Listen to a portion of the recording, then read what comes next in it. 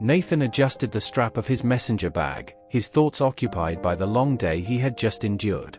The towering skyscrapers of Oak Ridge framed the sky, their glass windows reflecting the dying light of the setting sun. The city was a machine, pulsing with the rhythm of ambition and exhaustion, and Nathan was just another cog in its relentless cycle. As he walked down the quieter streets leading to his apartment, he allowed himself to exhale. The din of the city softened here, the rush of car horns and hurried conversations fading into the distant hum of urban life. He didn't mind the solitude. In fact, he welcomed it. After a day of navigating office politics, looming deadlines, and endless emails, a quiet walk home was the closest thing to peace he had. But as he turned the corner onto an empty sidewalk, his steps slowed. A woman sat alone near the entrance of an abandoned storefront, her back pressed against the cold brick wall. A tattered scarf wrapped around her neck, shielding her from the crisp autumn air. Her hands, calloused and rough, clutched a small cardboard sign. Nathan glanced down at the words scrawled in black marker. Fell on hard times. Any help appreciated. She didn't look up, seemingly lost in thought, her gaze fixed on some unseen point in the distance. Something about her presence unsettled him. Not in a way that inspired fear, but in a way that made him feel small. Guilty, even. He could have walked past. That was what most people did, wasn't it? That was the unspoken rule of city life. You saw, you sympathized internally, and then you kept moving because stopping would mean getting involved. But Nathan didn't move. Instead, he hesitated, watching her with curiosity. Unlike many of the unhoused individuals he'd seen in the city, she carried herself with an air of quiet dignity. Her dark brown eyes, despite their weariness, held a sharpness, a clarity that seemed at odds with her circumstances. A gust of wind swept through the street, and she pulled her coat tighter around herself. It was thin, barely offering any warmth. Nathan sighed, his conscience warring with his instinct to mind his own business. Finally, he took a few cautious steps forward. "Excuse me," he said hesitantly. The woman blinked, as if pulled from deep thought, and slowly lifted her gaze to meet his. "Yes." Her voice was steady. Not weak, not pleading, just neutral. Almost as if she were the one assessing him, rather than the other way around. Nathan hesitated, realizing he had no idea what to say. Are you all right?" A strange flicker of amusement crossed her face. "Define, all right." Nathan gave an awkward chuckle, shoving his hands into his pockets. "I guess that was a stupid question." She tilted her head slightly. "Not stupid. Just one you already know the answer to." There was something about her, something that intrigued him in a way he didn't fully understand. Most people in her position would have either ignored him or launched into an immediate plea for help. She did neither. Instead, she studied him with an unreadable expression, as if trying to determine his true intentions. He shifted uncomfortably. "I don't mean to intrude, I see you out here alone, and—" "You feel guilty?" she interrupted, raising a brow. Nathan opened his mouth to protest, then paused. Did he? He didn't like to think of himself as the type of person who walked by indifferently. But maybe, deep down, that was exactly what he had been doing until now. "Maybe a little," he admitted. The woman nodded slowly, as if she had heard the same confession from others before. "What's your name?" "Nathan," he replied. She nodded again, then shifted slightly, adjusting her position against the wall. "Simone." He repeated her name, as if committing it to memory. For a moment, neither of them spoke. The world around them continued as usual, cars rolled by, distant laughter echoed from a nearby bar, and the streetlights flickered to life one by one. But in this little pocket of the city, time seemed to slow. Nathan wasn't sure what compelled him to say what he said next. Maybe it was the way Simone held herself, not as someone looking for pity, but as someone who had simply accepted where she was. Maybe it was the quiet strength in her voice, the way she didn't try to manipulate him with sob stories or exaggerations. Or maybe it was because he had never met someone who made him question his own assumptions so easily. "Have you eaten?" he asked. Simone blinked, clearly surprised by the question. She studied him for a long moment before finally shaking her head. "Not since this morning." Nathan exhaled, glancing around. The streets were lined with cafes and restaurants, but he knew that many places would refuse service to someone in Simone's position. "There's a diner a block from here," he said, jerking his head in that direction. "Come with me." Simone didn't move right away. Why? Because you need to eat, and I have money. She stared at him as if trying to read between the lines of his offer. And what do you get out of this? Nathan frowned. Does there have to be an ulterior motive? There usually is. Well, not this time. Another silence stretched between them. Then, slowly, Simone pushed herself to her feet. All right, she said simply. Nathan felt an odd sense of relief as she stepped beside him. As they walked, he found himself asking, "So, how did you end up here?" She gave a small, tired smile. "That's a long story, Nathan. I've got time." Simone glanced at him, something unreadable flickering in her eyes. "Maybe I'll tell you. Maybe I won't." Nathan smirked. "I'll take my chances." The neon lights of the diner glowed ahead, casting a warm glow against the cool night air. He had no idea what he was doing, no idea why he had stopped, why he had spoken to her, or why he had felt the need to do more than just throw a few bills her way. But as they stepped inside, he had the strangest feeling that this moment, this simple decision, was going to change everything. And he was right. The warm scent of coffee and freshly grilled food enveloped them as Nathan and Simone stepped into the small, retro-style diner. The place was almost empty, save for a lone trucker sipping his coffee at the counter and an elderly couple sharing a plate of pancakes in the corner. The neon "Open" sign flickered against the glass window, casting a faint glow over the checkered tile floor. Nathan gestured toward a booth near the window. "This okay?" Simone hesitated before nodding. "It's perfect." She slid into the seat across from him, her movements controlled, deliberate. Nathan could tell she wasn't used to this, to someone offering her something without expecting anything in return. The waitress, a middle-aged woman with a kind face and tired eyes, approached them with a notepad in hand. "Evening, folks. What can I get you?" Simone picked up the laminated menu, her fingers tracing the edges. For a brief moment, Nathan saw something in her expression, something that looked an awful lot like longing. "Order whatever you want," he said gently. She lifted her gaze to meet his, studying him with quiet scrutiny, as if waiting for him to take back his offer. When he didn't, she turned back to the menu. "Pancakes," she said after a moment. "And scrambled eggs. Oh, and coffee." The waitress scribbled it down and looked to Nathan. "And you?" "Same thing." As the waitress walked away, an awkward silence settled between them. Nathan cleared his throat, leaning back in his seat. "So," he said, "do you want to tell me how you ended up here?" Simone's fingers tapped lightly against the tabletop. "Not particularly." Nathan exhaled a short laugh. "Fair enough." A moment passed, and then, to his surprise, she spoke again. "But I guess it's only fair to answer at least a little." She looked out the window, her reflection visible against the darkened cityscape. "I wasn't always this." Nathan waited, sensing that she was choosing her words carefully. "I had a life. A good one. A job, an apartment, a future." She paused, her voice turning quieter. "And then, one day, I didn't." Nathan frowned. "What happened?" Simone's lips pressed together, as if debating how much to share. "A mix of bad luck, bad choices, and bad timing," she finally said. "One thing goes wrong, and then another, and before you know it, you're standing on the edge of a cliff you never even saw coming." Nathan studied her, trying to imagine the life she had before this one. "You're not what I expected." Simone raised an eyebrow. "What did you expect?" He shrugged. "I don't know. Someone different." "Someone less articulate?" she asked, a smirk ghosting over her lips. "Less put together?" Nathan smiled sheepishly. "Maybe. But you," he hesitated. "You seem like you belong anywhere but out there?" Simone's expression shifted. "That's the thing about life, Nathan," she murmured. "It doesn't care where you think you belong." The waitress returned with their food, placing 2 plates in front of them. The pancakes were thick and golden, the eggs soft and fluffy. Simone stared at her plate for a moment before picking up her fork. Nathan didn't expect the next part. She closed her eyes, took a slow, deliberate bite, and for a brief moment, her entire body relaxed. It was the smallest change, but Nathan noticed it. It was as if, for just a second, she had stepped back into the life she used to have. He let her eat in peace, only speaking when she slowed down. "Where were you before all this?" Simone set her fork down, swallowing the last bite.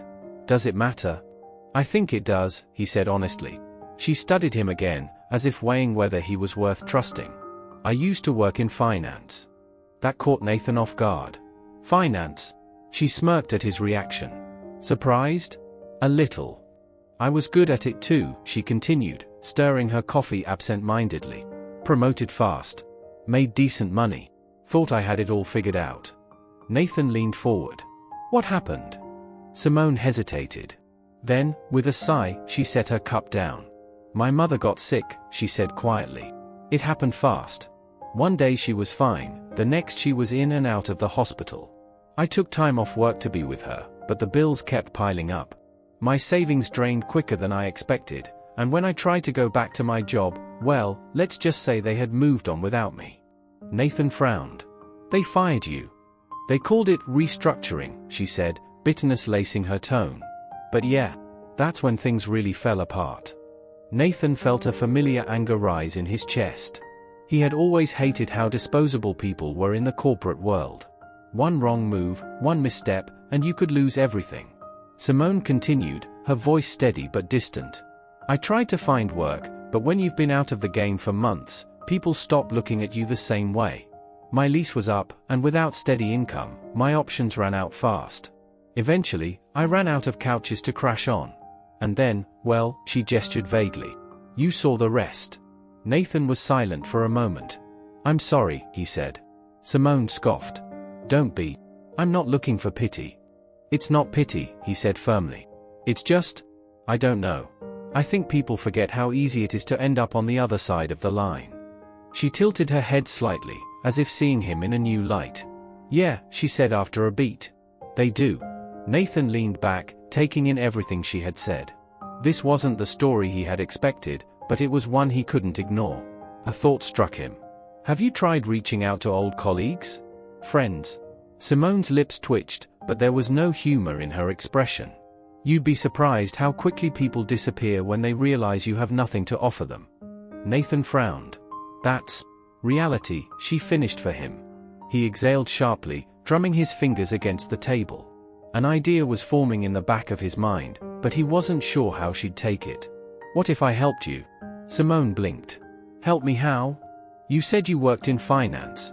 My company's hosting a networking event next week. It's corporate, a little high profile. If you came with me, maybe you could. No, she interrupted, shaking her head. Nathan frowned. Why not? Because that's not how this works, she said. You don't just pluck someone off the street and drop them into a corporate event like a makeover montage in a movie. Nathan smirked. First of all, I wasn't picturing a makeover montage, but now I am. Second, why not? You have experience, you know the industry, and I don't belong in that world anymore, she said firmly. Nathan studied her, then smiled. I think you do. Simone met his gaze, something uncertain flickering in her expression. After a long pause, she sighed. If I agree to this, I need a promise. Nathan raised an eyebrow. A promise? You don't get to treat me like a charity case, she said. I'm not some lost cause for you to fix. Nathan grinned. Deal. Simone shook her head, a small laugh escaping her lips. You're persistent, you know that. Nathan lifted his coffee cup in a mock toast. I like to think of it as charming. Simone rolled her eyes but didn't argue. She just took another sip of coffee, and for the first time in a long time, she felt something she hadn't allowed herself to feel in ages. Hope. Nathan could tell Simone was nervous, though she tried to mask it behind a veil of indifference. As they stepped out of the diner into the crisp night air, she pulled her coat tighter around herself, glancing at him with a guarded expression. So, let me get this straight, she said, her voice measured. You're taking a woman you barely know, a woman you found on the street, to a corporate event with some of the city's most powerful people. Nathan chuckled, shoving his hands into his pockets as they walked. When you put it like that, it sounds insane. It is insane, Simone said, arching an eyebrow. But what I don't get is, why? What do you get out of this? Nathan stopped walking, turning to face her. I don't know. Maybe I just believe in second chances. Simone studied him, searching for any trace of dishonesty. When she found none, she let out a slow breath. All right, she said. I'll go. But I have conditions. Nathan smirked. Of course, you do. She held up a finger. 1. This isn't a rescue mission. I don't need saving. Got it, Nathan agreed. 2, she continued, if at any point I feel uncomfortable, I walk. Fair, he nodded. And 3, she hesitated, if this doesn't lead to anything, you don't push me to keep trying. Nathan's smirk faded, replaced by something more thoughtful. I'll agree to that, if you promise to actually try. Simone stared at him for a long moment before finally nodding. Deal. They shook on it, an unspoken understanding passing between them. All right, Nathan said, first things first, you need something to wear. Simone groaned. I knew this was coming. I won't make you wear anything ridiculous, Nathan assured her. Just something professional. She sighed. Fine. But we are not spending a fortune. Nathan smiled. I know a place. The next day, Nathan took Simone to a small boutique tucked away on a quieter street. It wasn't flashy, but it had class, clothes that exuded sophistication without feeling over the top. The moment they walked in, a sales associate approached, eyeing Simone's worn clothes with polite curiosity. Welcome to Elegant Attire, the woman greeted them. How can I help you? Simone shot Nathan a look, clearly still unsure about this. He gave her an encouraging nod. She needs something professional, he said. Something classic, but not too formal. The saleswoman brightened. I have just the thing. Simone followed reluctantly, and Nathan found himself waiting near the racks, feeling oddly anxious. He hadn't expected to care this much about how tonight would go.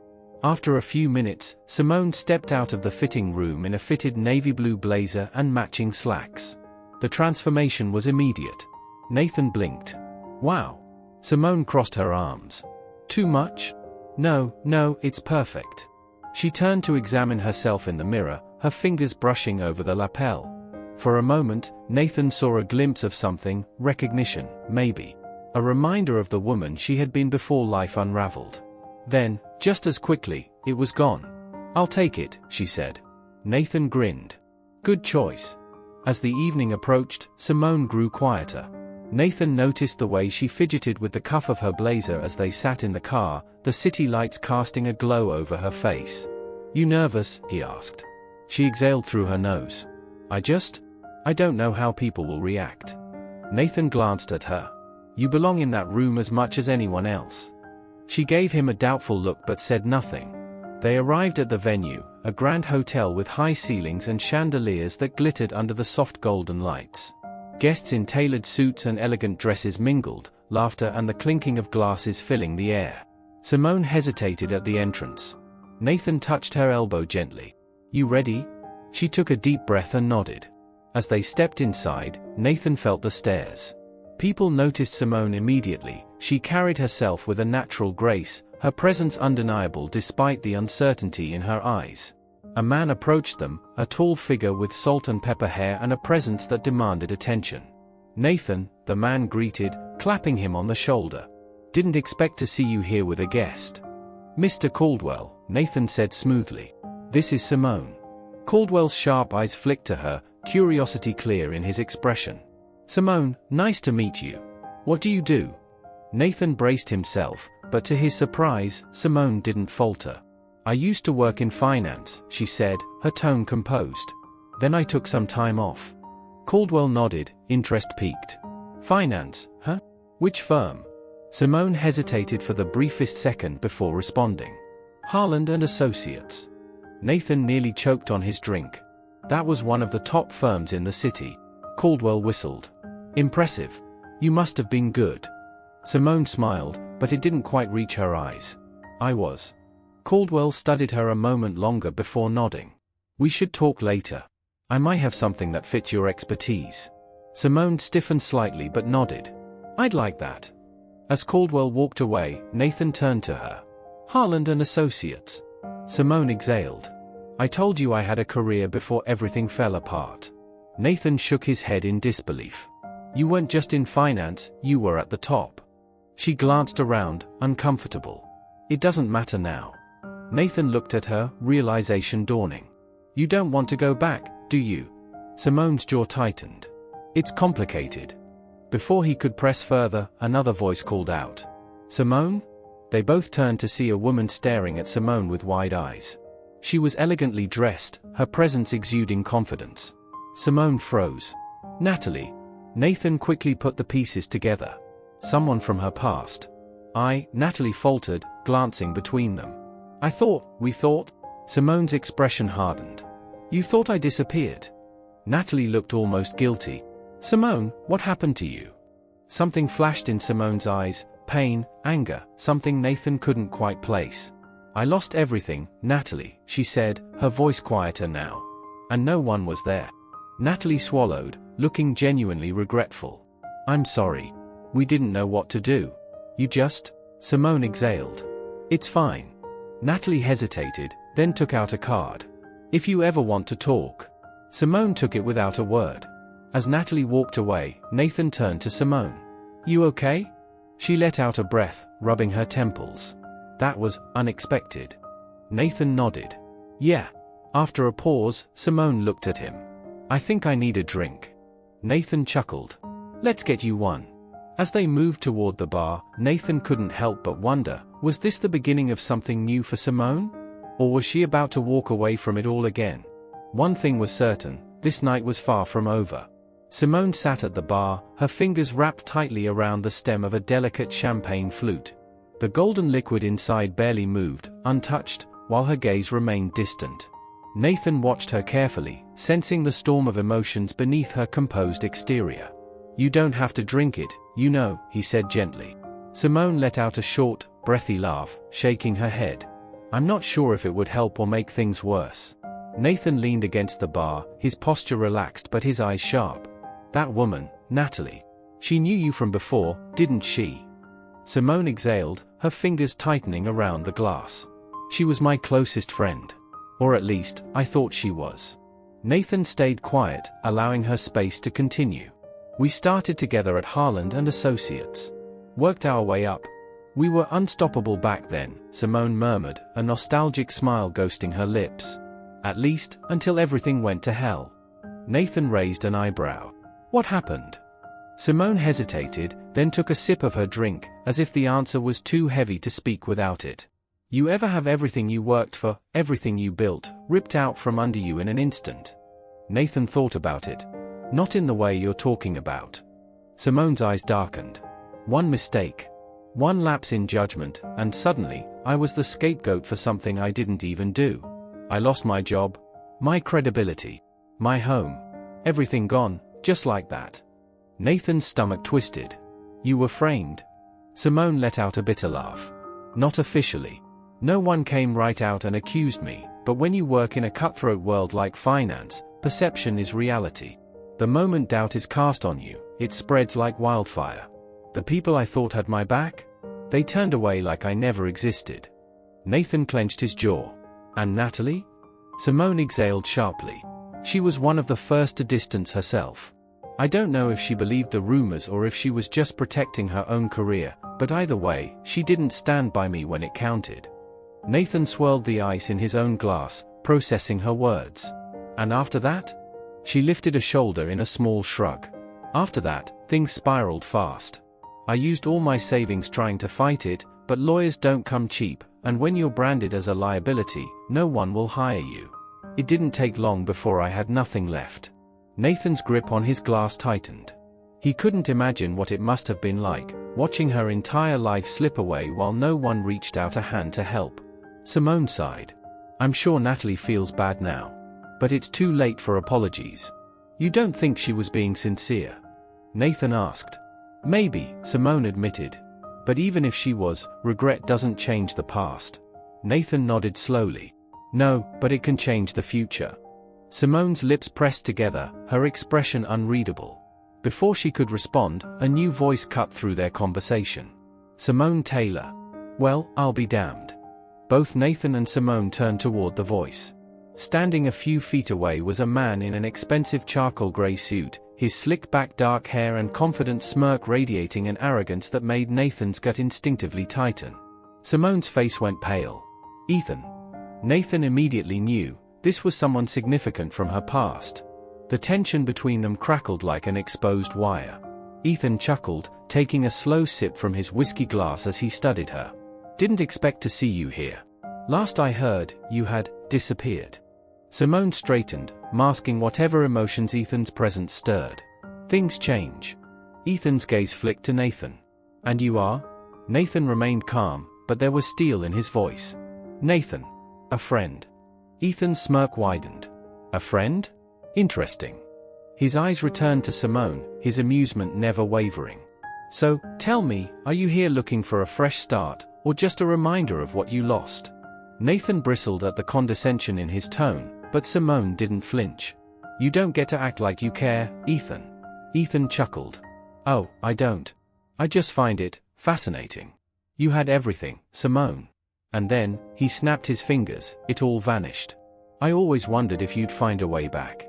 Simone's jaw tightened. You mean you wondered if I'd crawl back? Ethan's smirk widened. Something like that. Nathan had heard enough. Sounds to me like she doesn't owe you an explanation, he said evenly. Ethan gave him a once-over, as if just now taking him seriously.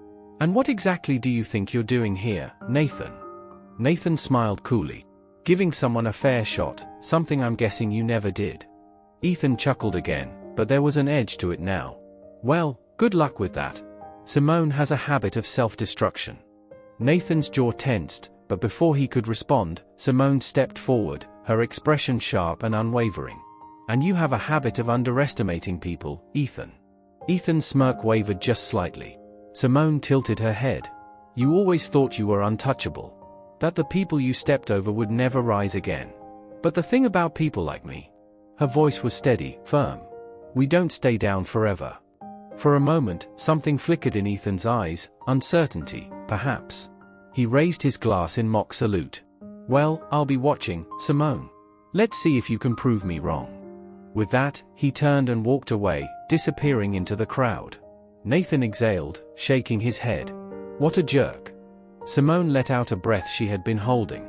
He always was. Nathan studied her carefully. You okay? She nodded slowly, her fingers tightening around her drink. Yeah. Actually. I think I am. Nathan tilted his head. Really? Simone let out a short laugh. For the first time in a long time, I didn't back down. I didn't let him make me feel small. Nathan smiled. That's because you're not. She glanced at him, something warm flickering in her expression before she looked away. Nathan leaned forward slightly.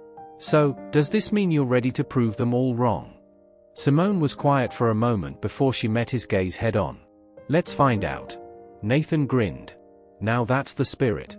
As the night went on, Simone found herself standing a little taller, her past no longer a weight around her shoulders but a challenge, one she was finally ready to face.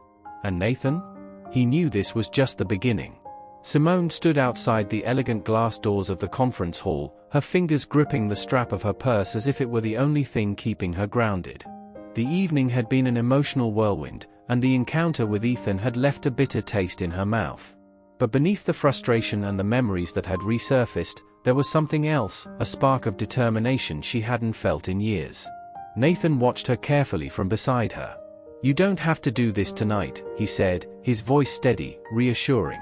We can walk away, regroup, and come back stronger. Simone turned to him, searching his face for judgment or pity, but finding neither. There was only patience. And belief. She let out a slow breath. No, she said finally, her voice firm. Walking away is what I used to do. I'm not doing that anymore. Nathan grinned. Good answer. They stepped inside. The conference hall was filled with some of the most influential figures in the industry. Simone recognized several faces, executives, former colleagues, even a few competitors she had gone toe-to-toe with in her previous life. Her chest tightened at the thought of how many of them had likely written her off years ago. The two of them found their way to a table near the back of the room. A waiter passed by, offering champagne. Simone waved it away. She needed to stay sharp. Nathan sipped his own drink, his eyes scanning the crowd. So, tell me, what's the goal here tonight? Simone hesitated. That was a good question. Was she here to prove herself? To reclaim her place in the industry? Or was this just about proving to herself that she still belonged? Before she could answer, a familiar voice interrupted her thoughts. Simone? She turned, and for a moment, her breath caught in her throat. Standing before her was Oliver Grant, the CEO of Grant & Associates, one of the most prestigious consulting firms in the city. He had been a mentor to her once, a man she had admired deeply. But when the scandal hit, he had been one of the first to distance himself. "Oliver," she greeted, forcing a polite smile. His gaze flickered with something unreadable: surprise, curiosity, maybe even guilt. "It's been a long time," he said carefully. "It has," she agreed. There was an awkward silence between them before Oliver finally cleared his throat. "I have to say, I didn't expect to see you here." "I imagine a lot of people didn't," Simone admitted. Oliver studied her for a moment before nodding. "You look well." She let out a soft chuckle. "I clean up nice, I guess." Oliver gave a small smile. "Look, Simone, I know things were complicated back then, but—" Simone held up a hand. "Oliver, stop. We don't have to do this. I know how it looked back then, and I don't blame you for making the choices you did." Oliver exhaled. "I never believed you were guilty, you know. But in this business, perception is everything." Simone's smile turned sad. "That's the problem, isn't it?" Nathan, who had been silent until now, finally spoke. "Perception can change. People just need a reason to look past their assumptions." Oliver glanced at him, then back at Simone. "Are you here looking for an opportunity?" Simone straightened. "I'm here because I have something to offer. And I'm not afraid to prove it anymore." Oliver studied her for a long moment before nodding. "Then maybe you should come by the office this week. Let's talk." Simone's eyes widened slightly. "You're serious?" "People make mistakes," Oliver said simply. "I think it's time we reassess the past." Simone's heart pounded, but she kept her expression calm. "I'd like that." Oliver nodded again before excusing himself to join another conversation. As soon as he walked away, Simone turned to Nathan, disbelief written all over her face. "Did that just happen?" Nathan grinned. "I'd say so." Simone exhaled, shaking her head. "I don't even know if I want to work with Grant and Associates again, but the fact that he's even willing to talk. It means the tides are shifting," Nathan said. "People are remembering who you were before all of this. And more importantly, they're seeing who you are now." Simone felt something stir in her chest, something warm and hopeful. They spent the next hour mingling, Simone slowly rediscovering the confidence that had once come so naturally to her. To her surprise, several other familiar faces greeted her with warmth rather than skepticism. Not everyone was so kind, of course. She overheard whispers, caught glimpses of judgment in some people's eyes. But for the first time, she didn't let it shake her. She had already survived the worst of it. At one point, she and Nathan found themselves near a small group of executives discussing industry trends. Without hesitation, Simone joined the conversation. "I think the problem isn't a lack of opportunity, it's the way we define opportunity," she said, jumping in. "Companies have been operating under the same outdated structures for decades, and we wonder why retention is an issue." One of the executives, a sharply dressed woman with a confident air, turned to her with interest. "You have a point. And what would you propose?" Simone leaned forward slightly. "We need to redefine what success looks like.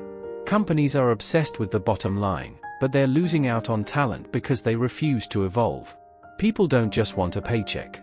They want purpose. And the companies that understand that are the ones that will last." A murmur of agreement went through the group. Nathan watched, impressed, as Simone easily commanded the conversation, her passion shining through. By the time the discussion wrapped up, one of the executives, an influential leader in the industry, had handed Simone a business card. "Give me a call," he said. "I think you'd be a good fit for a new initiative we're working on." Simone took the card, her fingers trembling slightly. "I will. Thank you." As the night wore on, Nathan finally leaned in and said, "I think we've done enough damage for one night." Simone smirked. "Damage? I'd call it progress."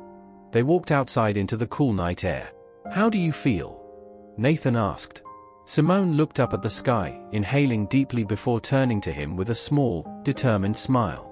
"Like I'm just getting started." Nathan grinned. "Good. Because something tells me this is only the beginning." As they walked away, Simone felt lighter than she had in years. For the first time in a long time, the future didn't feel like something she had lost. It felt like something she was about to reclaim. The crisp morning air carried a sense of renewal as Simone sat on the edge of her bed, staring at the business card in her hand. The events of the previous night still felt surreal. Oliver Grant, One of the most influential figures in the industry had extended an invitation.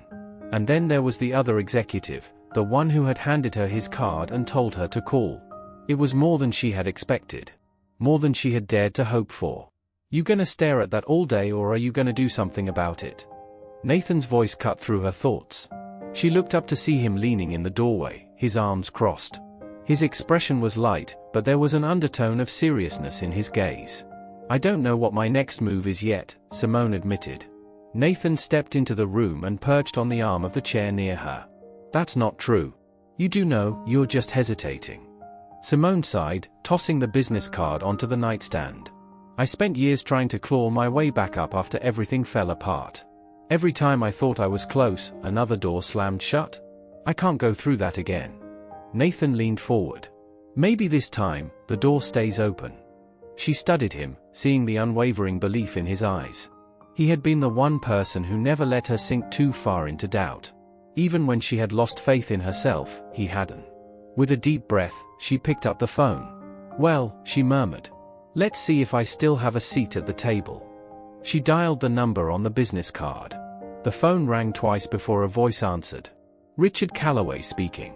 Simone straightened her posture, though he couldn't see her.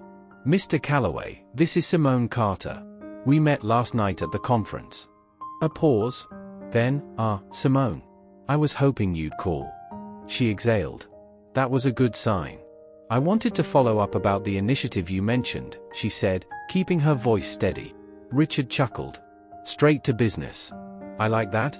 Listen, I have a meeting this afternoon. Come by my office at 3. We'll talk. Simone's heart pounded. I'll be there.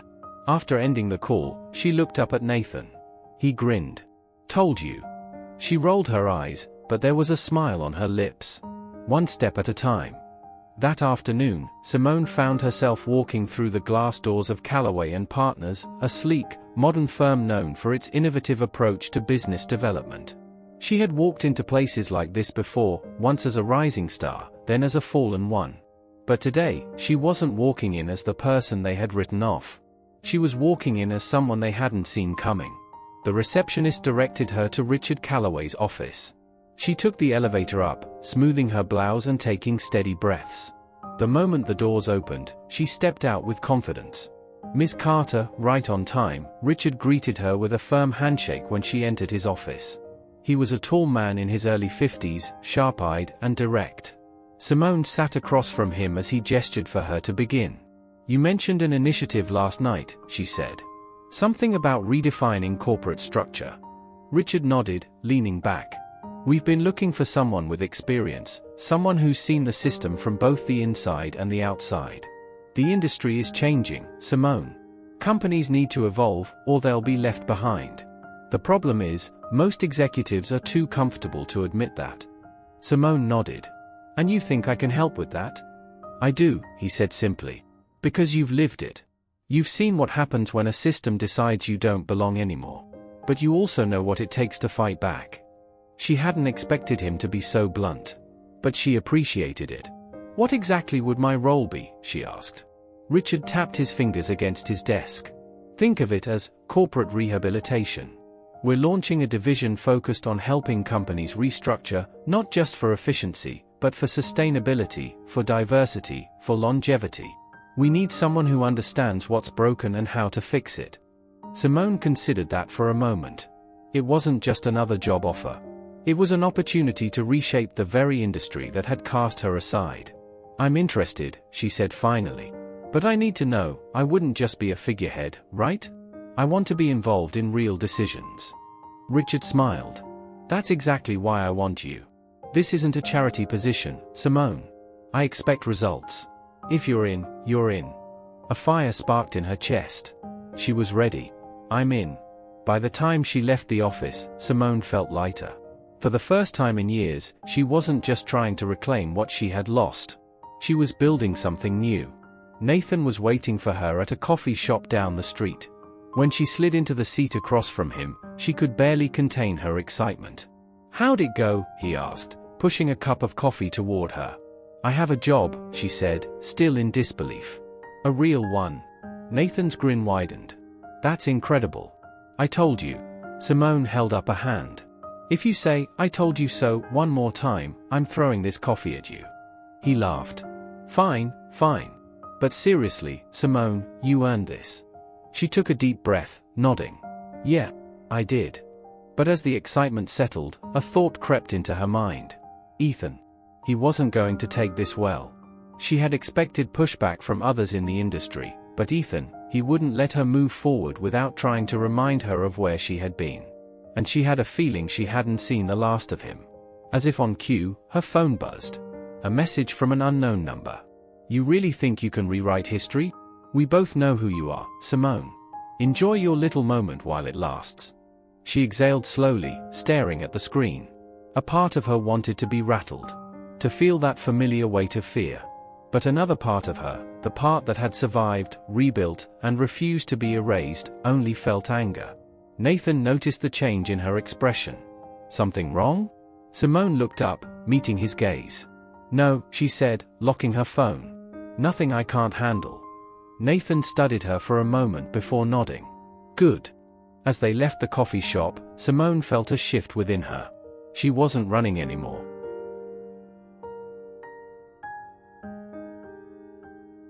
She was stepping into something bigger. And this time, she wasn't afraid. Simone sat in her car, gripping the steering wheel as she stared at the text message glowing on her phone screen. The words sent a chill down her spine, but she refused to let fear take hold. She had spent too many years afraid of judgment, afraid of failure, afraid of the ghosts that refused to stay buried. Not anymore. With a steady breath, she locked her phone and turned the ignition. The engine rumbled to life, grounding her in the present. She had just landed an opportunity that could redefine her future, and she wasn't about to let Ethan, or anyone else, drag her back into the past. As she pulled out onto the street, her mind raced. She hadn't spoken to Ethan in years, yet the venom in his message was as potent as ever. What did he mean by, "We both know who you are"? Was he trying to intimidate her? Threaten her? Or was this simply a desperate attempt to rattle her confidence before she could rise again? She exhaled sharply and focused on the road ahead. She had more important things to worry about. Like her first day at Callaway and Partners. The office had an entirely different energy during business hours. Last time she had been here, it was after hours, the corridors quiet and the lights dimmed. Now, the place was alive with the rhythmic pulse of productivity. Phones rang, keyboards clicked, and professionals in sharp suits moved with purpose. Simone stepped into the elevator, her reflection catching in the mirrored walls. She had chosen her outfit carefully, sharp navy blazer, fitted trousers, and a blouse that balanced confidence with approachability. She wanted to walk in looking like she belonged. No, like she never left. The doors slid open, and she stepped into the executive wing. Richard Callaway's assistant, a poised woman with an air of quiet authority, greeted her with a nod. "Mr. Callaway is expecting you," she said, leading Simone through the glass-paneled office. Inside, Richard stood near his desk, deep in conversation with another man, someone Simone hadn't met before. He had the look of an executive, slicked-back dark hair, an expensive suit, and a smirk that immediately put her on guard. "Ah, Simone," Richard said, motioning for her to join them. "Right on time." She shook his hand before turning to the other man. "Simone Carter," she introduced herself. The man's smirk widened slightly as he extended his hand. "Jacob Vaughn. I handle external relations here. Which means I'll be keeping a close eye on your progress." It was subtle, but Simone caught the weight behind his words. He was letting her know he was watching, evaluating. It wasn't surprising, she knew she'd have to prove herself to the higher-ups. But something about Vaughn set off alarms in her gut. Richard, oblivious to the undercurrents in their interaction, gestured toward the conference table. "Let's get started. We have a lot to cover." Simone took a seat, keeping her expression composed. Whatever tension Vaughn was bringing into the room, she wouldn't let it throw her off balance. Richard slid a file across the table. "This is our initial roadmap for the restructuring initiative. We're identifying companies that are outdated in their models, corporations that need to adapt before they collapse under their own inefficiencies." Simone flipped through the pages, absorbing the details. It was exactly what she had hoped for, a project with real impact. But as she scanned the list of target companies, one name made her stomach drop. Halstead and Moore. For a second, the words blurred on the page. Halstead and More. Her former company. The firm that had tossed her aside, chewed her up, and left her struggling to rebuild. She forced herself to breathe. Something wrong? Vaughn asked, his voice laced with curiosity. Simone shook her head, regaining her composure. No. Just surprised to see some of these names. Richard nodded. Some of them will push back? Hard. But that's why we need people like you, people who understand both sides of the equation. Simone nodded, though her mind was already racing. She hadn't thought about Halstead and More in years, not beyond the bitterness of what they had taken from her. Now, fate was pulling her back toward them. And she wasn't sure if she was ready. After the meeting, Simone returned to her new office, a sleek space with a panoramic view of the city. She sat at her desk, staring out at the skyline, her thoughts tangled in memories. Halstead and More. She had given everything to that company. Late nights, early mornings, her heart and soul poured into her work. And yet, the moment things got difficult, the moment rumors surfaced, they had discarded her without hesitation. No trial, no defense, just a quiet dismissal and a warning to never return. Her grip on the armrest tightened. She had spent years fighting to prove she was more than the woman they had cast out. And now, fate was offering her a chance to walk through their doors again, not as a desperate former employee, but as the person who could rewrite their fate. Her phone buzzed. Another unknown number. If you're smart, you'll stay far away from Halstead and More. Don't dig up what should stay buried. Simone's pulse spiked. Her fingers hovered over the screen. Was it Ethan again? Or someone else who wanted her to stay in the shadows? A part of her wanted to ignore it, to pretend it was nothing. But she knew better.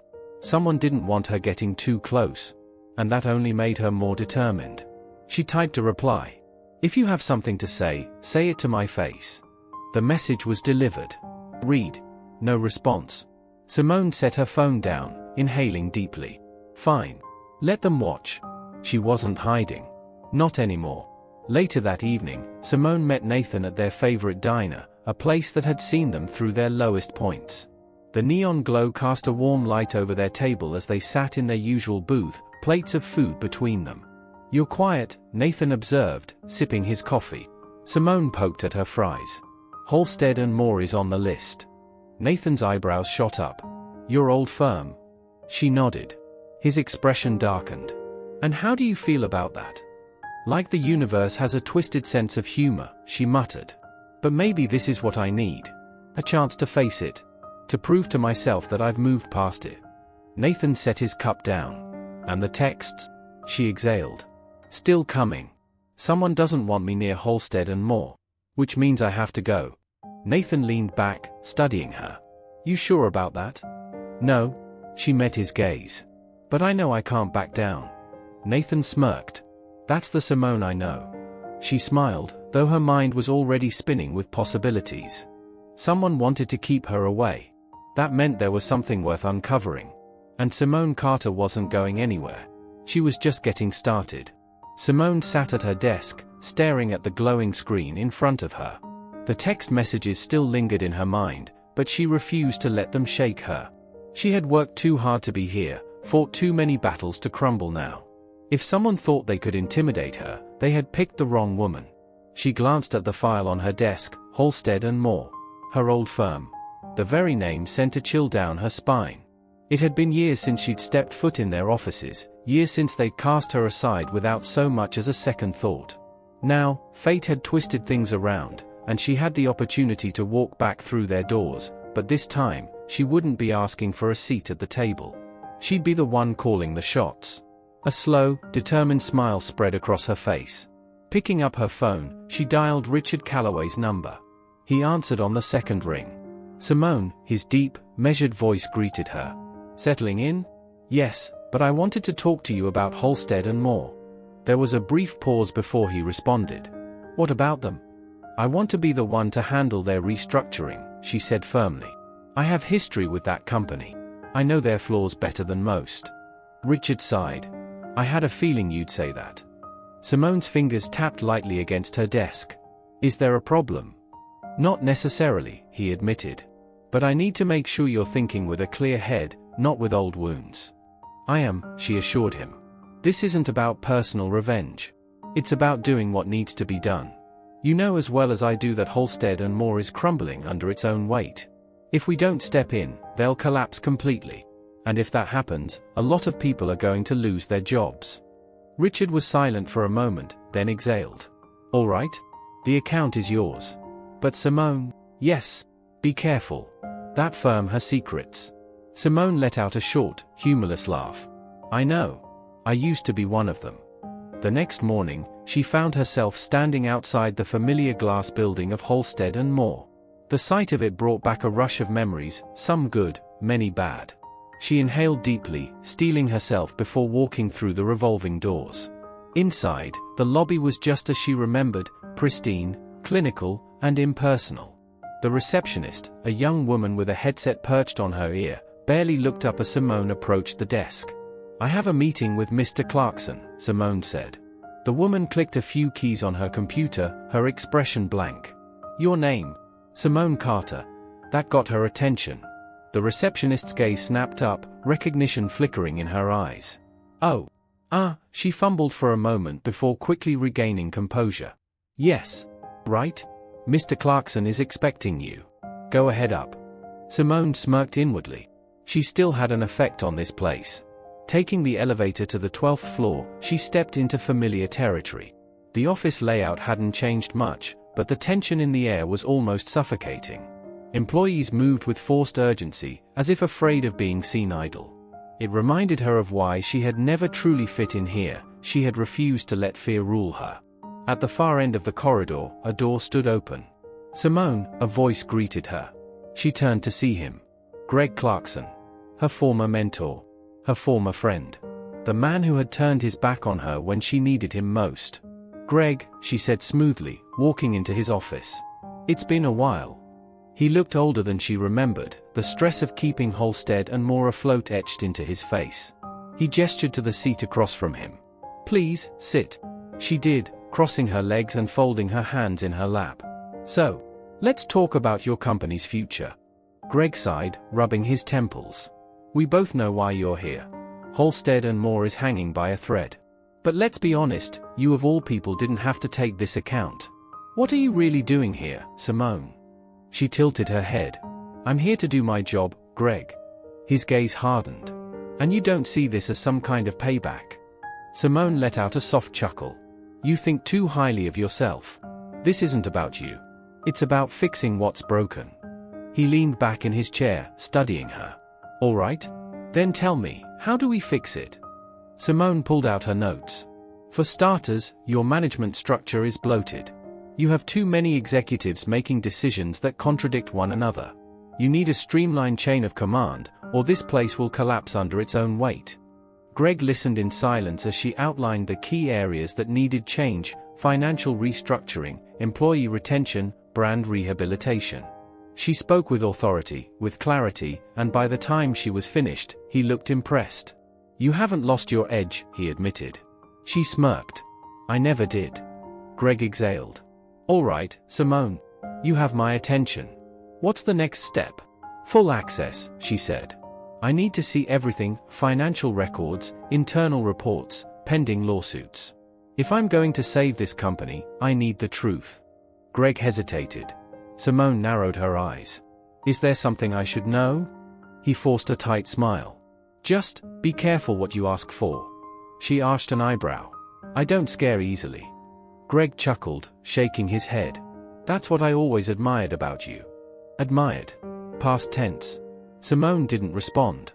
Instead, she stood and extended her hand. I'll be back tomorrow to go through the files. Greg shook it, his grip firm. Welcome back, Simone. She met his gaze. I never left. As she exited the building, her phone vibrated in her pocket. Another message.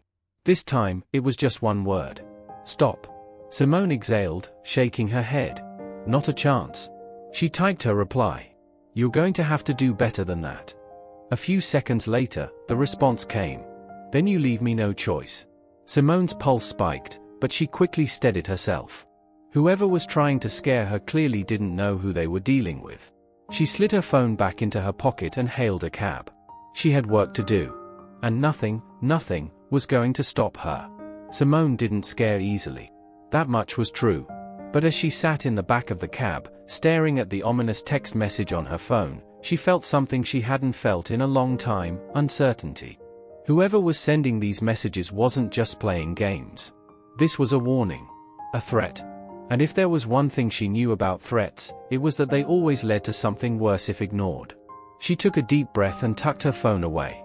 Fear was a distraction. She had too much on her plate to waste time second-guessing herself. Halstead & Moore needed restructuring, and if someone wanted to stop her from digging, that only meant one thing: there was something worth uncovering. She straightened her posture and focused on what came next. Tomorrow, she would be back at Halstead & Moore, and this time, she wouldn't just be looking at numbers, she would be looking for secrets. The next morning, Simone arrived at the firm earlier than scheduled. She wanted time to assess the place when people weren't watching her too closely. The receptionist, Ava, was already at her desk, typing furiously. She looked up, her face registering surprise at Simone's early arrival. "Miss Carter, I didn't expect you this early," Ava said, quickly smoothing down her blouse. "Figured I'd get a head start," Simone replied casually. "Is Greg in?" Ava nodded. "Yes, but he has back-to-back meetings all morning. Do you want me to let him know you're here?" "No need. I'll be in the conference room reviewing documents." Ava hesitated for a moment before offering a small nod. "All right. Let me know if you need anything." Simone made her way down the hallway, her heels clicking against the polished marble floor. As she stepped into the conference room, she found several neatly stacked files waiting for her. Good. Time to get to work. She sat down, opening the first file: financial reports. As expected, the company's numbers were a mess. Cash flow inconsistencies, misallocated funds, and way too many untraceable transactions. Simone frowned. This wasn't just bad bookkeeping. It was intentional mismanagement. She grabbed another file, this one containing internal memos from the past 2 years. Most of them were routine, but one particular email caught her attention. It was from a JW to Greg Clarkson. Subject: contingency plans. "Greg, I understand the concerns, but we need to be careful. If the wrong people start asking questions, we're all at risk. I'll handle it on my end, but you need to make sure no one digs too deep. We can't afford another mistake." Simone's eyes narrowed. Who was JW? And what exactly were they trying to cover up? She skimmed through more files, looking for any mention of the initials. After nearly an hour of searching, she found a contractual agreement buried under legal paperwork. Her heart pounded as she read the signature at the bottom. Jonathan Whitmore. The name sent a jolt of recognition through her. Whitmore and Associates. A private consulting firm known for handling sensitive corporate issues. In other words, they specialized in cover-ups. Simone exhaled slowly. So Halstead & Moore hadn't just been mismanaging funds. They had hired a fixer to make sure their problems didn't become public knowledge. That explained the threats. And if she was right, she had just stepped into something far more dangerous than a simple financial rescue mission. A soft knock at the door startled her. She quickly gathered the documents into a neat pile before looking up. Greg Clarkson stood in the doorway, his expression unreadable. "You're early," he observed. "Figured I'd get a head start," she replied evenly. Greg walked in, closing the door behind him. "Find anything interesting?" Simone met his gaze, searching for signs of deception. "Your finances are a disaster, Greg. But you already knew that." He exhaled. "That's why you're here, isn't it? To fix things." She leaned back in her chair. "You and I both know this is about more than bad financial decisions." A flicker of unease crossed his face. "What are you implying?" Simone tapped her nails against the table. "I came across some old correspondence. A name kept showing up. Jonathan Whitmore. Care to explain why your firm was in contact with him?" Greg's jaw tightened. "That's confidential." Simone let out a humorless laugh. "Not anymore." For a moment, Greg didn't say anything. Then, he sighed, running a hand through his graying hair. "Simone, you're walking into something bigger than you realize." She folded her arms. "Then enlighten me." Greg hesitated. "I can't." "You can't or you won't." "I shouldn't," he admitted. "For your own sake." Simone scoffed. "You don't get to decide what's best for me, Greg. I'm already in this. Now tell me the truth." He was quiet for a long moment before finally speaking. Halstead and Moore made some questionable alliances, he admitted. At first, it was just about keeping certain deals under wraps. But things escalated. Escalated how? Simone pressed. Greg's face darkened. There were payoffs, contracts hidden off the books, legal loopholes. And when those weren't enough, he trailed off. Simone's stomach tightened. When those weren't enough, what? Greg exhaled sharply. People disappeared, Simone. A heavy silence settled between them. She stared at him, her mind racing. Greg had always been the kind of man who towed the ethical line, but this was something else entirely. Are you telling me someone was? I don't know, he cut in quickly. And I don't want to know. But what I do know is that you need to stop digging. Simone shook her head. You know that's not going to happen. Greg let out a tired laugh. Yeah, I figured as much. She stood, gathering the files. I'll be back tomorrow. And Greg? He looked at her warily. I expect full cooperation. He hesitated before nodding. Just, be careful, Simone. As she walked out of Halstead and Moore, her phone buzzed. Another message. You were warned. Simone's grip tightened around her phone. She typed her reply without hesitation. I'm just getting started. She had come here to clean up a company's mess. Now, she was in the middle of a conspiracy. And she wasn't backing down. Simone walked into her apartment, locked the door behind her, and leaned against it for a moment, inhaling deeply. The weight of the last few hours pressed down on her like a heavy coat, thick, suffocating, and impossible to shake off. She pulled her phone from her pocket and reread the text message. You were warned. Whoever was sending these threats was watching her closely. But what they didn't understand was that fear didn't make Simone back down, it only made her dig deeper. She tossed her bag onto the couch and opened her laptop. She needed to figure out who was behind these threats and, more importantly, how deep Jonathan Whitmore's involvement with Halstead and Moore really went. If people had truly disappeared, she wasn't just dealing with financial fraud. She was dealing with something far more dangerous. The next morning, she arrived at Halstead and Moore with a new sense of resolve. She wasn't here to ask for permission anymore, she was here to find the truth. She made her way straight to the archives room, bypassing Greg's office entirely. If he wasn't going to be honest with her, then she'd find the information herself. Inside the archives, dimly lit and lined with cabinets full of old documents, Simone pulled on a pair of gloves and began sifting through years of paperwork. At first, nothing stood out. Just standard reports, old contracts, and financial statements. But then, buried beneath a stack of files, she found something interesting. A non-disclosure agreement, signed between Halstead and Moore and an individual named Glenn Farrow. Simone's brow furrowed. The name wasn't familiar. She quickly scanned the document and her breath hitched when she saw a clause that struck her as highly unusual. Glenn Farrow had been paid an undisclosed amount to leave the company and never speak about his role at Halstead and Moore again.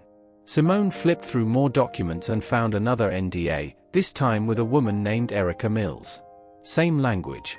Same payout. Same silence clause. Her gut told her these weren't just severance packages. These were hush money agreements. But hush money for what? Looking for something? The deep voice made Simone whip around, her heart hammering. Greg Clarkson stood in the doorway, arms crossed, his gaze dark and unreadable. She exhaled, regaining her composure. Actually, yes. I was looking for answers. And I just found a few. Greg sighed and stepped inside, closing the door behind him. I told you to stop digging. Simone held up the NDA in her hand. What exactly were Glenn Farrow and Erica Mills paid to keep quiet about? Greg ran a hand down his face, looking more exhausted than ever. Simone, you don't understand what you're messing with. Then explain it to me, she shot back. Because from where I'm standing, it looks like Halstead and Moore has been paying people off to disappear. Greg hesitated before finally speaking. Farrow and Mills were whistleblowers, he admitted. They started asking too many questions about our offshore accounts, irregular financial transactions, and our connection to certain high-profile clients. Whitmore handled them. Simone's stomach twisted. What do you mean handled them? Greg's jaw clenched. They were forced out. Paid off. Told never to come near the firm again. She stared at him, her mind racing. And they agreed to that? Greg hesitated. They didn't have much of a choice. Simone's blood ran cold. Are they still alive? She asked, her voice barely above a whisper. Greg hesitated for too long. I don't know, he finally admitted. Simone took a step back, feeling like she had just stepped onto unstable ground. She had expected fraud, maybe even embezzlement. But this? This was something else entirely. What did Whitmore do to them, Greg? I don't know, Greg said, his voice tight with something that almost sounded like guilt. But I know they vanished. And I know that after they were gone, no one else ever questioned things again. Simone exhaled slowly. And you just let this happen? I didn't have a choice, Greg muttered. No one does. Whitmore has people everywhere. If you cross him, you don't just lose your job, you lose everything. Simone clenched her jaw. I don't believe in no choice. Greg let out a bitter laugh. That's because you're still naive enough to think you can fight this and win. Simone's hands tightened around the file. And you're scared enough to believe you can't. Greg held her gaze for a long moment. Then, finally, he let out a tired sigh. Simone, please. Walk away from this. She stared at him, feeling something close to pity. I can't do that, Greg. Later that evening, Simone sat in her car outside her apartment, her hands gripping the steering wheel. She had a decision to make. She could walk away, pretend she had never found those files, and let Halstead and Moore continue sweeping its secrets under the rug. Or, she could keep digging, keep pushing, and risk everything to expose the truth. But before she could decide, something caught her attention. A dark SUV, parked across the street, its headlights off. Her gut twisted. Was she being followed? Her phone buzzed. A new message. Last warning. Stop now. Simone inhaled sharply. Whoever they weren't just trying to scare her anymore. She was getting too close. Which meant only one thing. She was exactly where she needed to be. She started her car and pulled out onto the street. If they thought a little intimidation was going to stop her, they had no idea who they were dealing with. Simone's hands tightened around the steering wheel as she drove through the city streets, her heart pounding in time with the rhythmic hum of the engine. The dark SUV in her rearview mirror had been tailing her for the past 10 minutes, keeping a careful distance but never falling too far behind. Whoever had sent that text message wasn't just trying to scare her anymore, they were watching her, waiting for her next move. She took a sudden left turn onto a side street, weaving through the dimly lit roads in an effort to lose them. But the SUV followed, its dark silhouette a looming reminder that she was dangerously close to something she wasn't supposed to uncover. Simone's fingers hovered over her phone. She could call the police, but what would she tell them? That she was being followed after poking into a high-powered law firm's dirty secrets? The police could be just as easily bought off as anyone else in this city. Instead, she made another sharp turn and pulled into a crowded gas station, parking between two large trucks. She turned off the engine and watched as the SUV hesitated at the entrance before rolling past, disappearing into the night. Simone exhaled, resting her forehead against the steering wheel for a moment. This was escalating fast. She needed backup. 30 minutes later, she stood outside a small bar tucked away on the outskirts of the city. The neon sign flickered weakly above the entrance, and the place looked as worn down as she felt. Inside, the smell of stale beer and cigarettes clung to the air. She spotted him instantly, seated in a booth at the back, a man with sharp eyes, a 5 o'clock shadow, and an air of quiet danger. Isaac Reed. Former investigative journalist. Once one of the best in the field until he dug too deep into the wrong people and found himself blacklisted, his career in ruins. Now, he freelanced in the shadows, helping people like Simone who found themselves entangled in things bigger than they could handle alone. You look like hell, Isaac muttered as she slid into the booth opposite him. Good to see you too, she shot back, rubbing her temples. Isaac studied her for a moment, his sharp gaze taking in every detail. You're in deep, aren't you? Simone let out a slow breath. Deeper than I ever expected. She pulled out her phone and slid it across the table, showing him the threatening messages she had received. Isaac's expression darkened as he scrolled through them. They're serious. They are watching you closely. I know, she said quietly. Isaac leaned back, crossing his arms. Tell me everything. So she did. She told him about Halstead and Moore, the missing whistleblowers, the offshore accounts, and most importantly, Jonathan Whitmore, the man behind it all. Isaac listened without interrupting, his fingers tapping idly against the table. When she finished, he let out a low whistle. "You've got a death wish, Simone." She huffed. "I've got a conscience." "Same thing when you're dealing with people like Whitmore," Isaac muttered. "This isn't just financial fraud. If people are disappearing, then you're looking at something way bigger. Money laundering, human trafficking, government corruption, who knows how far this goes?" Simone swallowed. She had suspected as much, but hearing it confirmed sent a chill through her. "I can't walk away from this," she said. Isaac sighed, rubbing his chin. "I figured you'd say that." He leaned forward. "All right. If you're serious about taking Whitmore down, you need leverage. Something so damning that even his money and power can't bury it." Simone nodded.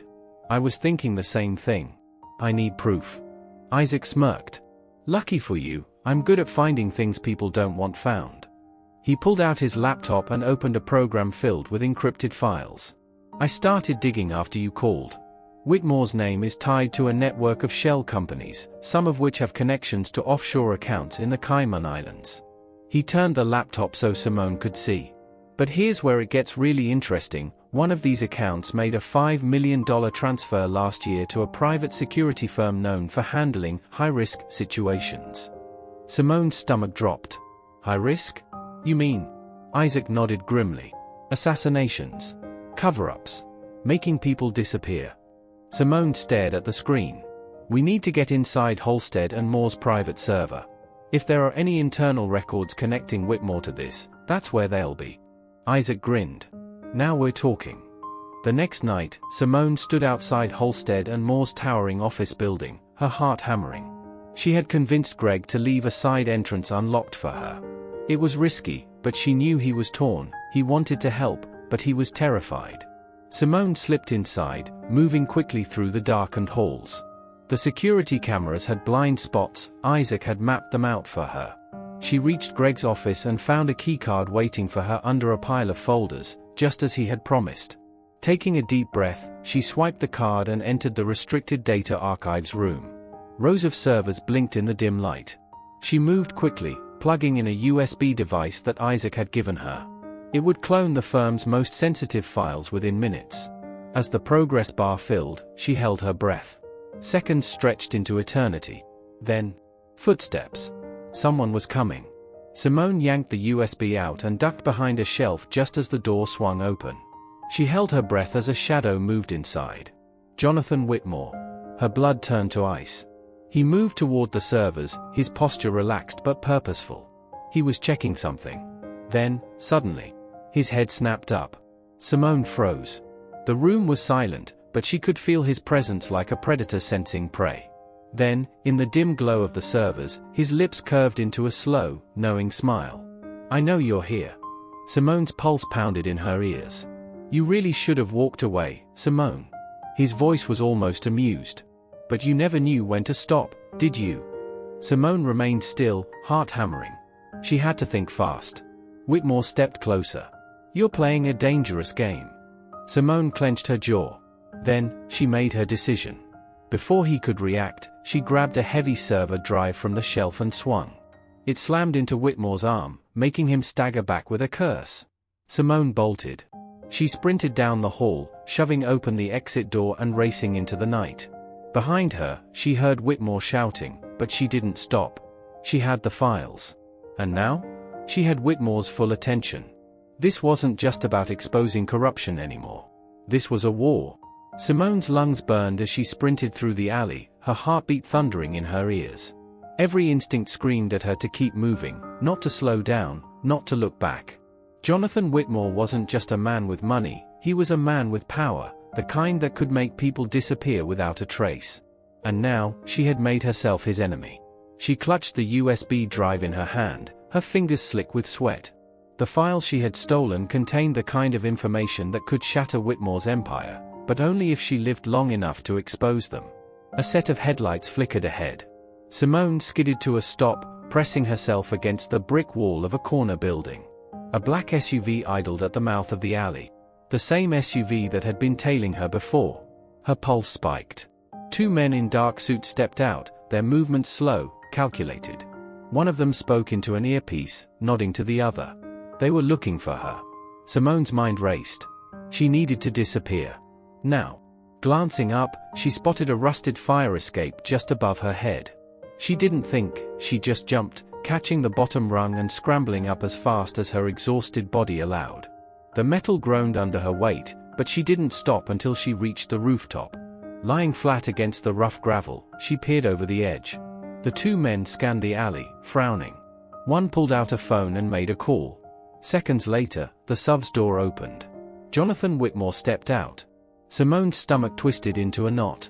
Even in the dim light, his presence was suffocating. He adjusted his cufflinks as if he had all the time in the world, his expression calm, amused. "She's close," he murmured. "Find her." The men nodded, splitting up, one heading toward the back of the alley while the other walked toward the street.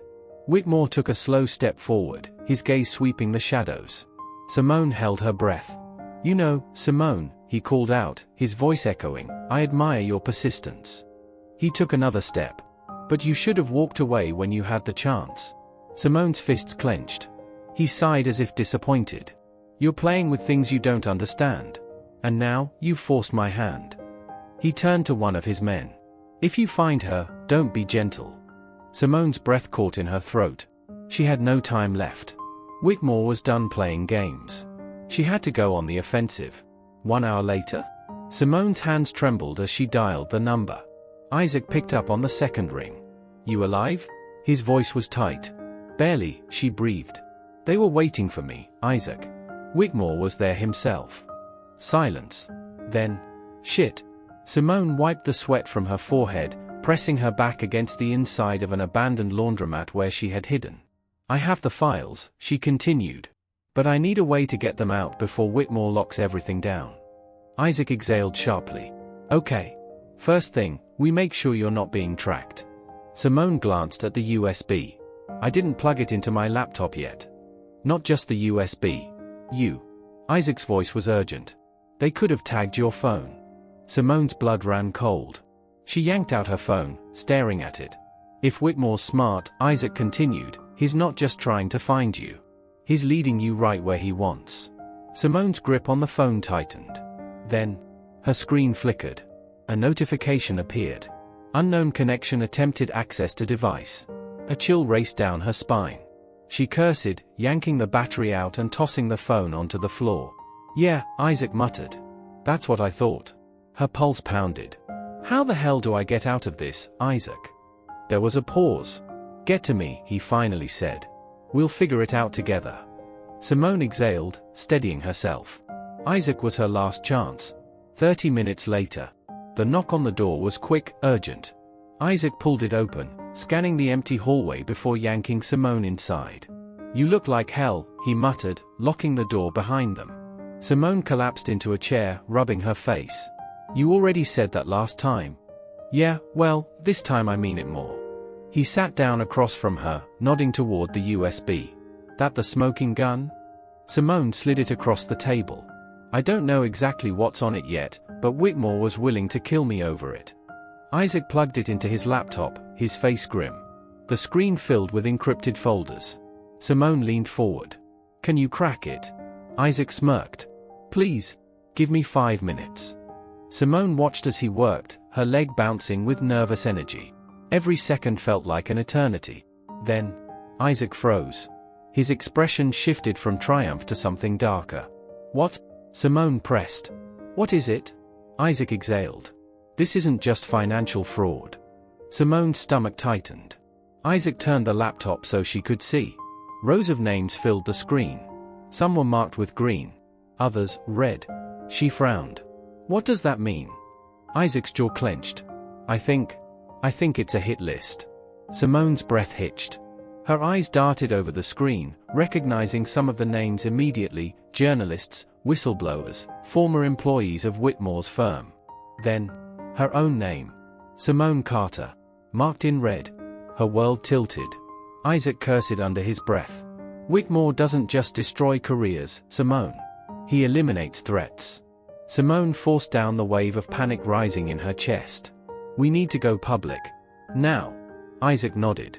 "We leak this to the press, to federal agencies, hell, even foreign governments if we have to." We flood this everywhere before Whitmore can suppress it. Simone's fists clenched. Then let's do it. Isaac moved fast, copying the files onto multiple secure drives. He worked through encrypted networks, preparing to send the information to trusted contacts. Then, a sound. A car door slamming outside. Isaac and Simone exchanged a glance. Another door slammed. Then, footsteps. More than one. Isaac cursed, shutting the laptop. They found us. Simone's pulse skyrocketed. How? I ditched my phone. Isaac's face was grim. Doesn't matter now. He pulled a pistol from a drawer, checking the chamber. Simone swallowed. Isaac. Not planning on using it unless I have to. His eyes were sharp. We need to get out. Back exit. Footsteps grew louder. Isaac grabbed the drives. Simone braced herself. The doorknob twisted. Then, a loud bang. The door splintered open. And all hell broke loose. The door crashed open, sending splinters flying across the room. Simone barely had time to react before Isaac grabbed her arm and yanked her toward the back exit. Her heart pounded as she heard heavy boots storm into the apartment, voices barking orders. Find them! Now! Whitmore's men. Isaac shoved a metal filing cabinet down behind them, blocking part of the hallway. Go, go, he urged. Simone didn't hesitate. She sprinted for the back door, the sound of shattering glass and gunfire ringing behind her. Isaac was right on her heels as they burst out into the cold night air. An alley. Narrow, dark. But they weren't alone. Two men were already there, waiting. Simone skidded to a stop. One of them, a burly man with a scar across his jaw, smirked and pulled a gun from his coat. End of the road. Isaac didn't stop. He grabbed Simone's wrist and yanked her left, dragging her down a side path just as the first bullet tore through the air. The gunfire exploded behind them, ricocheting off the brick walls. They ran. Simone's breath burned in her throat, her feet slamming against the pavement. Her mind raced. Whitmore had found them, but how? Had they been tracked? Or had someone tipped them off? Another alley. A chain-link fence loomed ahead. Isaac didn't slow. He vaulted over it with ease. Simone scrambled after him, her fingers slipping against the cold metal. She barely made it over before another round of gunfire blasted through the alley. They're trying to box us in, Isaac shouted. Simone's gaze darted around. They had to find a way out before it was too late. A dimly lit street stretched ahead, an old subway entrance at the corner. That way, she shouted, already sprinting toward it. They crashed down the subway steps, the scent of damp concrete filling Simone's lungs. The station was almost empty, just a homeless man sleeping on a bench and a woman scrolling through her phone near the turnstiles. Isaac jumped the barrier without a second thought. Simone followed, landing hard. A train was pulling in. Get on, Isaac ordered. They sprinted to the platform just as the doors slid open.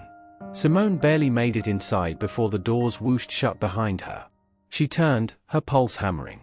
No sign of Whitmore's men. Isaac exhaled, rubbing a hand over his face. That was too close. Simone leaned against the wall, catching her breath. They're not stopping, Isaac. They're not just trying to scare us. They want us dead. Isaac looked grim. We have to assume Whitmore has cops, feds, and who knows who else in his pocket. If we don't play this right, we're done. Simone nodded. We have to go bigger. We can't just leak this file to a few contacts. We need to expose Whitmore publicly before he can bury us. Isaac was quiet for a second, then reached into his bag. I have a contact at the Sentinel, a journalist named Claire Morrison. She's one of the few who isn't bought off. Simone frowned. You trust her? Isaac hesitated. I trust that she hates corruption more than she loves money. If we give her the full story, she won't back down. Simone exhaled. It was a risk, but at this point, they had no choice. Then let's do it. 1 hour later? The Sentinel's offices were in a nondescript building downtown. Isaac led Simone through the back entrance, his eyes darting around for any sign of a tail. Inside, the air smelled like coffee and old newspapers. Desks were cluttered with papers, monitors flickering with half-finished stories. A woman in a leather jacket and glasses sat at a desk near the back, typing furiously. Claire Morrison. She looked up as they approached, raising an eyebrow. This better be worth my time. Isaac dropped the USB on her desk. It's about Jonathan Whitmore. Claire's fingers froze over the keyboard. Slowly, she reached for the drive. I'm listening. Simone leaned forward. Whitmore isn't just laundering money. He has a kill list. Journalists, activists, former employees. People who got in his way. Claire's expression darkened. She plugged in the drive and clicked through the files. Her eyes widened. Jesus, she whispered. Names. Dates. Locations. Proof of everything. This is big. Claire looked at them. But if I run this, Whitmore's coming after me too. Simone nodded. Which is why we need to move fast. You have contacts, right? News stations, federal agencies. Get this everywhere. If we control the narrative, Whitmore won't be able to spin it. Claire drummed her fingers against the desk. I can do that. But once this is out, you two won't be safe. He'll come after you harder than ever. Simone squared her shoulders. Let him try. Claire studied her, then nodded. I'll start working on the story now. You'll want to disappear before this goes live. Simone swallowed hard. Disappear.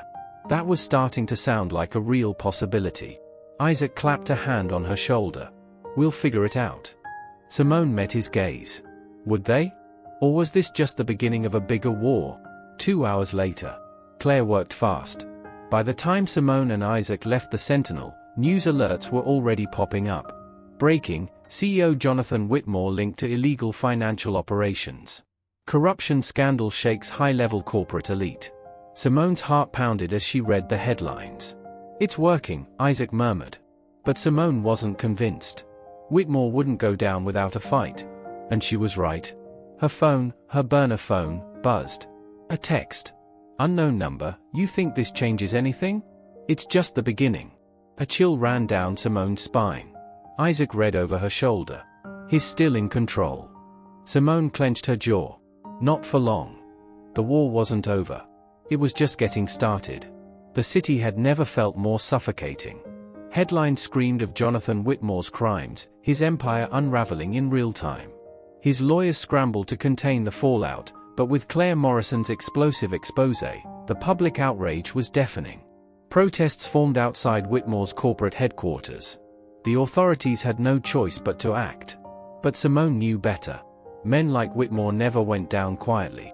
As she and Isaac sat in a dimly lit motel room on the outskirts of town, tension crackled between them like a live wire. The TV flickered with news coverage of Whitmore's scandal, but Simone barely heard it. Her thoughts were tangled in something deeper, darker. Isaac was tense too, checking the security cameras he had set up outside. They were running out of time. We should be celebrating, Isaac muttered, rubbing a hand over his face. He's finally cornered. Simone shook her head.